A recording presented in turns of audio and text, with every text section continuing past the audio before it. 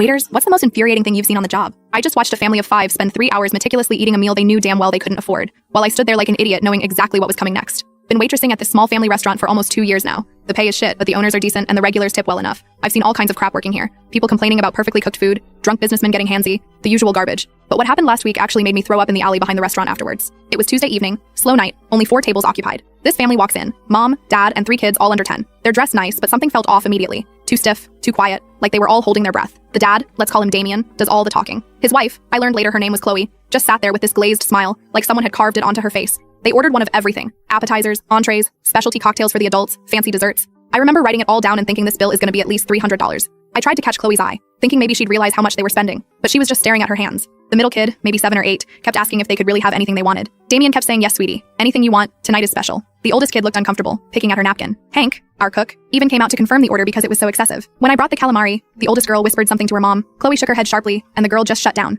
went completely silent. Damien didn't notice. He was busy arranging the food just right for photos. Made them retake pictures 5, 6 times until everyone looked happy enough. The youngest started crying because she was hungry and tired of posing. He snapped at her, then immediately switched to this sugary voice. Promised her ice cream if she'd just smile for daddy one more time. While waiting for their food, I overheard Damien telling the kids how this was going to be the best meal of their lives and how they deserved something special after everything. As I brought out each course, Damien would make this big show of photographing the food, making the kids pose with their plates, telling them to smile bigger. No, bigger. Chloe barely touched her food, just pushed it around while the kids ate like they hadn't seen food in days. The middle kid asked if they could take the leftovers home, and Damien laughed too loud, said tonight was about living in the moment. No thinking about tomorrow. Halfway through the meal, the youngest kid spilled her drink. Damien's face just changed. For like 3 seconds, he looked like he wanted to flip the whole table. Then just as quickly, the mask came back on and he was all, oh, sweetie, it's fine. Accidents happen, in this voice that was way too loud. Damien kept asking me about dessert options, making the kids debate which ones they wanted, insisting they each get something different so they could try everything life has to offer. After dessert, Damien asked for the check with this weird formality. I brought it over and he studied it for a long time, nodding like he was confirming something. Then he excused himself to use the bathroom. 15 minutes passed. Chloe started crying silently, still with that frozen smile.